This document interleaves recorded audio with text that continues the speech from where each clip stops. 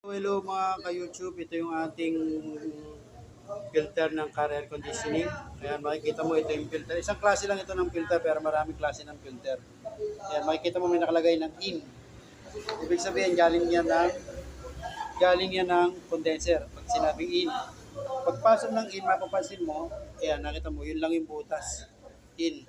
Then, madadaan sa silica gel. Ayan, division siya ng silica gel.